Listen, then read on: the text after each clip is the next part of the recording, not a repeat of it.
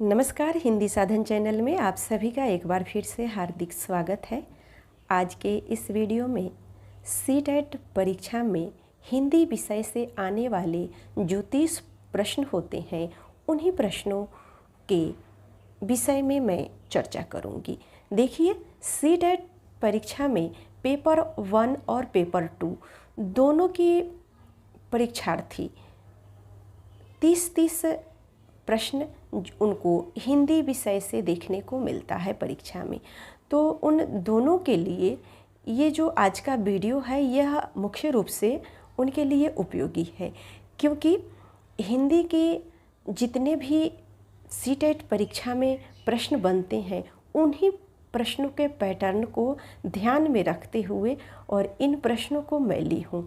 और अगर आप इसे पूरा देखते हैं तो आप हिंदी के कभी भी कोई भी सीटेट परीक्षा का पेपर उठाकर देख लीजिए और इन्हीं प्रश्नों से मिलते जुलते, यानी हम पहले ही कहे हैं कि उसी के पैटर्न पर आधारित ये प्रश्न है।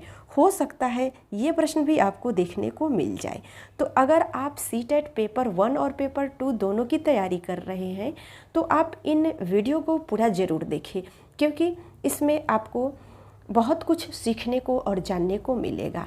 तो आइए पहला प्रश्न को देखते हैं कि हिंदी की कक्षा में प्रायः हिंदीतर भाषी बच्चे हिंदी सीखने में अनेक कठिनाइयों का सामना करते हैं, क्योंकि ऑप्शन है पहला, प्रायः हिंदी और उनकी मातृभाषा की संरचना में अंतर होता है। दूसरा ऑप्शन है वे मन लगाकर हिंदी नहीं सीखते। और तीसरा ऑप्शन है हिंदी सीखने के प्रति उनमें अरुचि होती है। चौथा ऑप्शन है हिंदी बहुत कठिन भाषा है। तो देखिए, सभी ऑप्शनों को ध्यान से पढ़ना है और सभी को पढ़ के फिर समझना है। तो चौथा ऑप्शन पे अगर हम बात करें तो हिंदी बहुत कठिन भाषा है। ऐसा नहीं है कि हर बच्चे को हिंदी बहुत कठिन भाषा लगे। अगर वो हिंदी भाषा क्षेत्र से नहीं है तो भी ऐसा नहीं है कि सभी बच्चे को ये भाषा कठिन लगे। तो हमें प्रश्न को उत्तर को जब भी चुनना होगा तो किसी एक को ध्यान में रखकर नहीं चुनना होगा।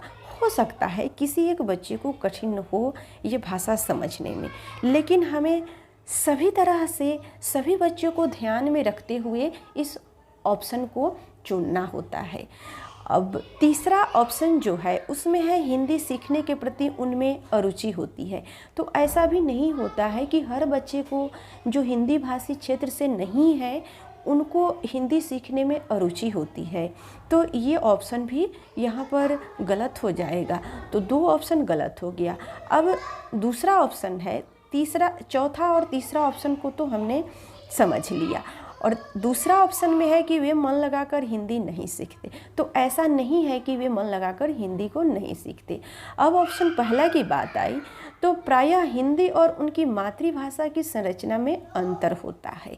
तो ये ऑप्शन इन चारों ऑप्शनों में से सबसे सही है कि हिंदीतर भाषी बच्चे हिंदी सीखने में अनेक कठिनाइयों का सामना करते हैं, क्योंकि प्रायः हिंदी और उनकी मातृभाषा की संरचना में अंतर होता है। तो इस प्रकार से ऑप्शन पहला सही हो जाएगा। अगला प्रश्न है, बच्चे अधिक से अधिक सीखे, इसके लिए गृह कार्य देने के बारे में कौन सा कथन उचित है?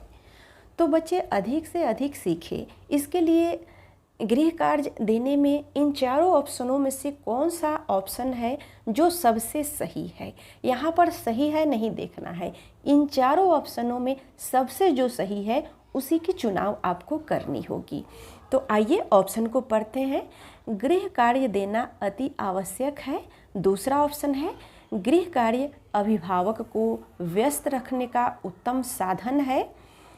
बच्चे की क्षमताओं और स्तर के अनुसार गृह कार्य दिया जाना चाहिए।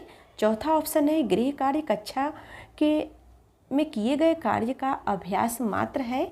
तो देखिए, यहाँ पर जो भी ऑप्शन दिया हुआ है उन सभी ऑप्शनों में ऑप्शन तीसरा सही हो जाएगा कि गृह कार्य जो होता है वो बच्चों की क्षमताओं के अनुसार होना चाहिए और उनके स्तर के अनुसार ही गृह कार्य उनको देना चाहिए।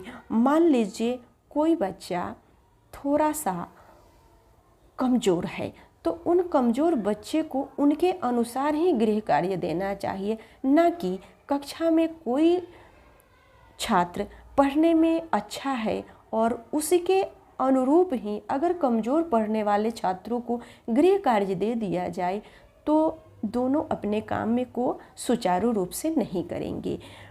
पहला बच्चा जो पढ़ने में जिसका स्तर सामान्य है और जिसका स्तर थोड़ा सा और अच्छा है और जिसका स्तर थोड़ा कम है, तो इन तीनों को उनके स्तर के अनुसार ही गृह कार्य देना चाहिए। तो बच्चों के क्षमता और स्तर को ध्यान में रखते हुए ही गृह कार्य दिया जाना चाहिए। तो इस प्रकार से ऑप्शन तीसरा सही हो जाएगा। अगला प्रश्न है, प्राथमिक स्तर पर बच्चों की भाषा शिक्षा के संदर्भ में निम्नलिखित में से कौन सा कथन असत्य है?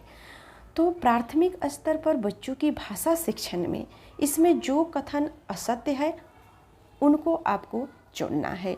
तो आइए ऑप्शन को पढ़ते हैं। सुधार के नाम पर की जाने वाली टिप्पणियों और निरर्थक अभ्यास से बच्चों में अरुचि हो सकती है। दूसरा ऑप्शन है, बच्चे समृद्ध भाषा परिवेश में सहज और स्वतः रूप से भाषा में परिमार्जन कर लेंगे। और तीसरा ऑप्शन है, बच्चे भाषा की जटिल और समृद्ध संरचनाओं के साथ विद्यालय आते हैं।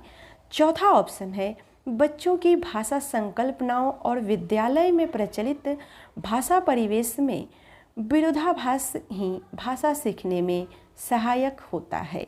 तो इन प्रश्नों में चौथा ऑप्शन जो है वह सही हो जाएगा कि बच्चों की भाषा संकल्पनाओं और विद्यालय में प्रचलित भाषा परिवेश में विरोधाभास ही भाषा सीखने में सहायक होता है।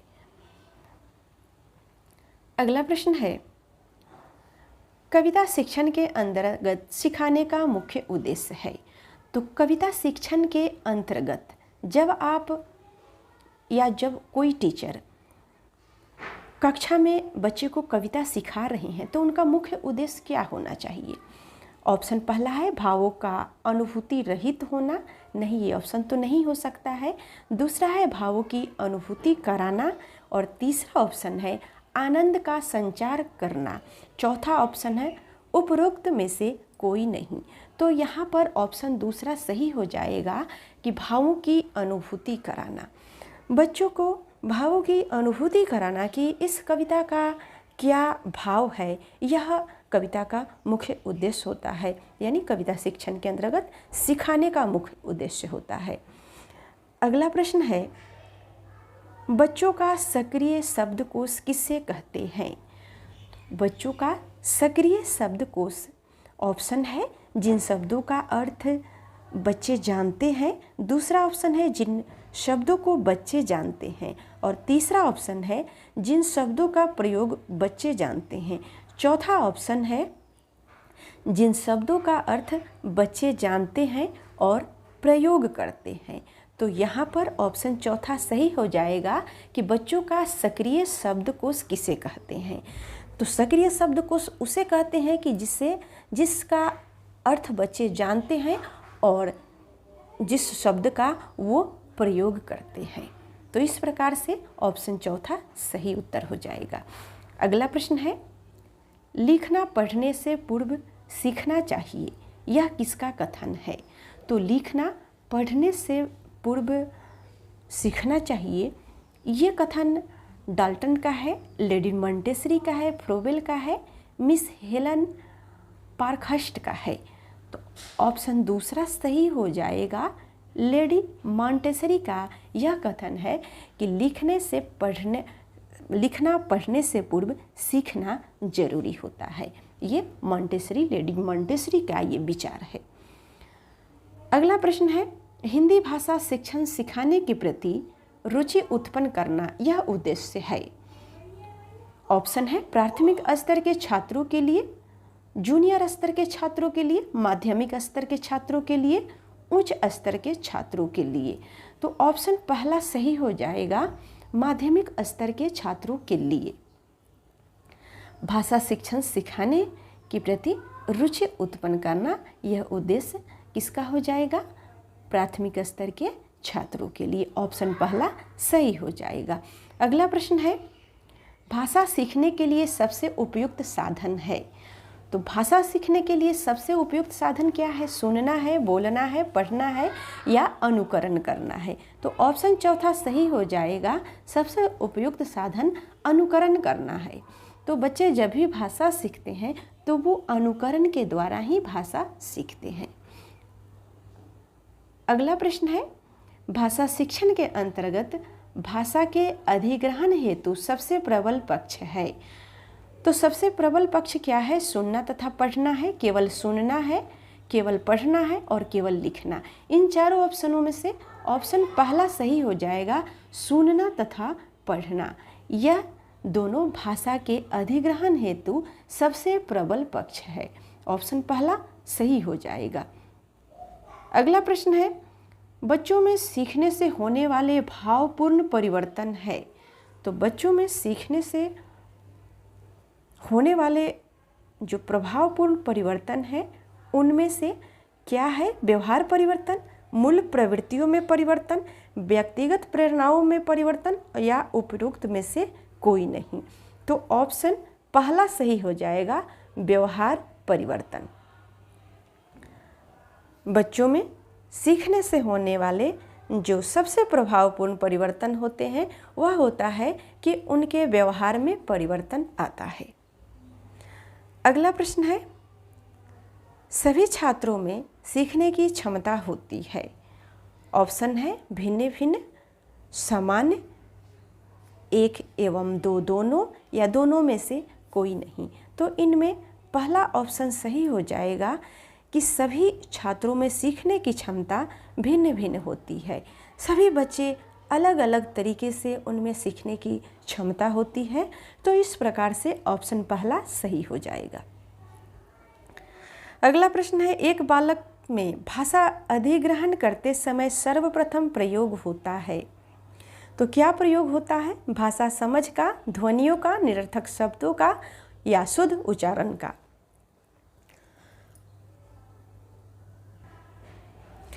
ऑप्शन तीसरा सही हो जाएगा, निरर्थक शब्दों का सर्वप्रथम प्रयोग होता है।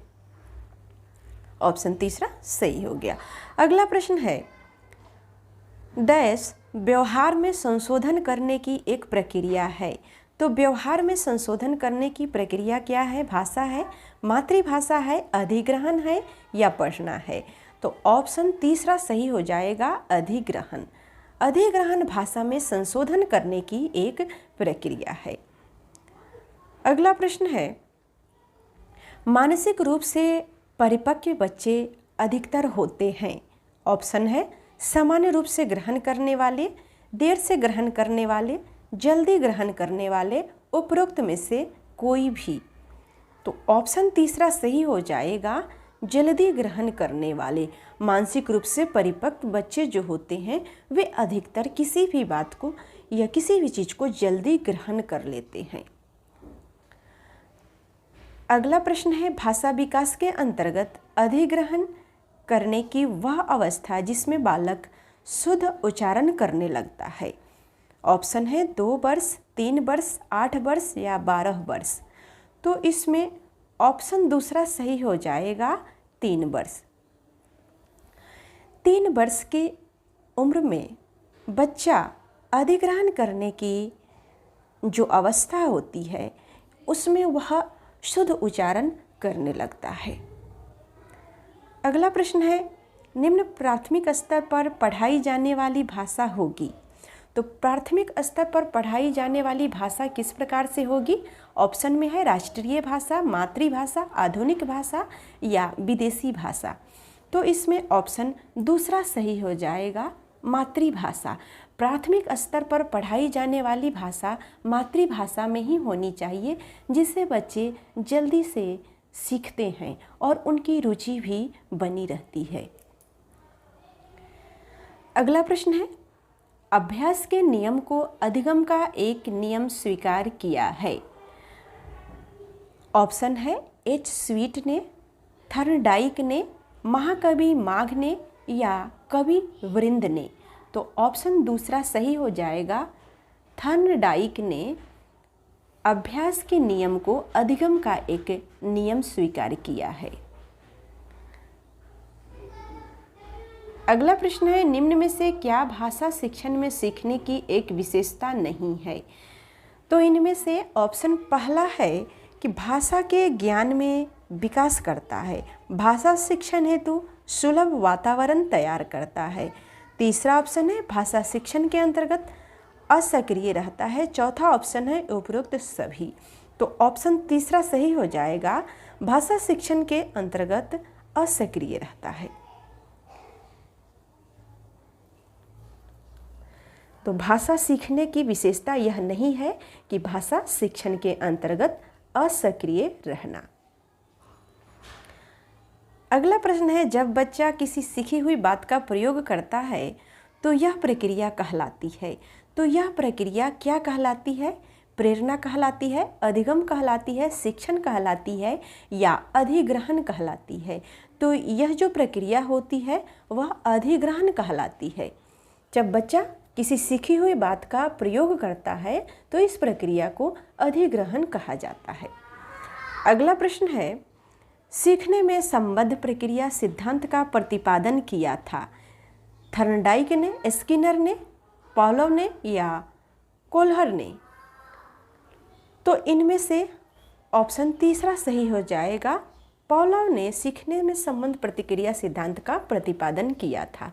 तो आज के इस वीडियो में सीटेट पेपर 1 और पेपर 2 के अंतर्गत आने वाले हिंदी के 30 प्रश्नों जो परीक्षा में पूछे जाते हैं उन्हीं प्रश्नों से संबंधित प्रश्न लेकर मैं आई थी। यह वीडियो आपको कैसा लगा हमें कमेंट के माध्यम से अवश्य बताएं। वीडियो देखने के लिए सभी को बहुत बहुत धन्यवाद। अगर आपने अभी तक हिंदी साधन चैनल सब्सक्राइब नहीं किया है तो इसे अवश्य ही सब्सक्राइब कर ले। एक बार फिर से वीडियो देखने के लिए सभी को बहुत बहुत धन्यवाद।